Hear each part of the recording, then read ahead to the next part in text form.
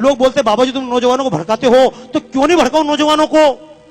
एक बार बताओ, पूरे देश के इतिहास में आज तक एक भी 50 साल के बुजुर्ग का नाम बताओ जिसको फांसी हुई हो, हुई क्या? एक का नाम बताओ। ये दिल्ली में बैठकर चिल्ला रहे हैं, बाला साहब पे भी चिल्लाएंगे, नरेंद्र मोदी पे चिल्लाएंगे, इन पे चिल्लाएंगे, संघ पे चिल्लाएंगे, ये सांप्रदायिक हैं, हमने देश को आजादी दिलाई। पर मैं चैलेंज करता हूं पूरे देश के और पूरे प्रदेश के, शिंदे साहब से सोनिया गांधी से लेकर यहां के मुख्यमंत्री तक, एक कांग्रेसी का नाम बताओ जिसको फांसी हुई हो। मैं चैलेंज कर रहा हूं भाई साहब। मैंने तो आरटीआई में पूछा, पूरे देश में तुमने देश को आजादी दिलाई, लेकिन एक कांग्रेसी का नाम बताओ जिसको अंग्रेजों ने फांसी दी हो। अंग्रेजों ने केवल लाठी नहीं खाई, डंडे नहीं खाए, केवल मक्खन और अंडे खाए हैं। लेकिन समस्या है, इस देश का नौजवान भगत सिंह क्यों नहीं बनना चाहता? इस देश का नौजवान शिवाजी क्यों नहीं बनना चाहता? इस देश का नौजवान फांसी क्यों नहीं खाना चाहता? नौजवान को गाली देना आसान है, लेकिन कहूंगा दोस्तों, पूरे जीवन में महात्मा गांधी ने कभी एक डंडा खाया? बोलो हाँ या ना? नहीं खाया। जिन्होंने पूरे जीवन में डंडा नहीं खाया, उनके नाम से हमने 1 से लेकर 1000 तक के नोट चलाए, लेकिन जिस भगत सिंह ने फांसी खाई उसके नाम से हमने 100 का नोट का चित्र नहीं छापा। हमने शिवाजी के नाम से 50 का चित्र नहीं छापा। और सांप्रदायिकता की बात नहीं है, ये शिवसेना के मंच से खड़े होकर कहना चाहता हूं इस बात को, अशफाक उल्लाह की कुर्बानी भूल ना हम पाएंगे। क्योंकि लोग सीधा आरोप लगाते हैं तुम तो मुसलमान के खिलाफ हो, तुम सांप्रदायिक हो। तो एक बात कहना चाहता हूं आज इस पुण्यतिथि के अवसर पर कि अशफाक उल्लाह की कुर्बानी भूल ना हम पाएंगे।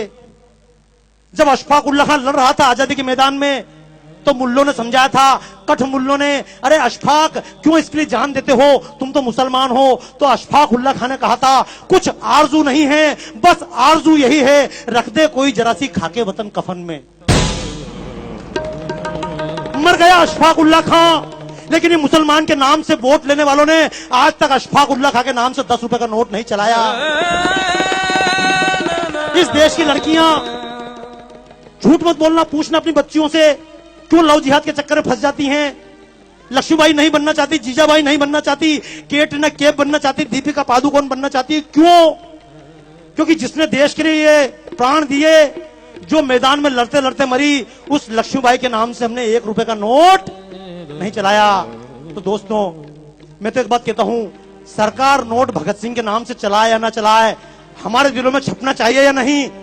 कितने लोग तैयार हैं? तैयार हो? एक बात, क्यों आप लोग जान ही रहे हो वापस यार? मैं चक्कर में 25% निकल जाऊं, निकलोगे क्या? अच्छा सुनो, देखो एक बात बताऊं, जब भगत सिंह को फांसी दी जा रही थी, मैं शब्द बोल रहा हूं, मैं जब बोलता हूं मंच से, कारण समझ लेना, मेरी जितनी प्रदर्शनियां सब विदेशों में लगती है। राजू निवल जी से बात चल रही थी, बाबा जी आपकी प्रदर्शनी लगाएं, तो मैंने कहा मेरी प्रदर्शनी भारत में नहीं लगती। बोले क्यों नहीं लगती है? मैंने कहा जब भारत में कोई बात बोलता हूं तो लोग बोलते तुम सांप्रदायिक हो, और जब अमेरिका में खड़े होकर बोलता हूं तो लोग बोलते बाबा जी आपने हमारी आंखें खोल दी। तो कारण समझना दोस्तों, जब महात्मा गांधी ने लॉर्ड इरविन से बातचीत की थी, समझौता हुआ था, तो लोगों ने कहा था महात्मा जी, भगत सिंह ने किसी की जान नहीं ली है, संसद भवन के कोने में बम फेंका है, किसी व्यक्ति पर नहीं फेंका। आप भगत सिंह की माफी के लिए बात करो, शर्त रखो, भगत सिंह को माफ करो। तो महात्मा गांधी ने कहा था, ये भगत सिंह, ये अशफाक उल्लाह खां, ये क्रांतिकारी है, चंद्रशेखर आजाद, ये क्रांतिकारी आतंकवादी हैं। तो मैं भी एक बात कहना चाहता हूं, अगर भगत सिंह आतंकवादी थे तो मैं भी आतंकवादी हूं। और ऐसे आतंकवादी देश के कोने कोने में पैदा करना चाहता हूं। क्यों? अगर भगत सिंह की तरह आतंकवादी देश में पैदा हो जाए, तो अफजल और कसाब जैसे आतंकवादी दिखाई, तो बोलो देश के नाम पे आतंकवादी बनना चाहते हो?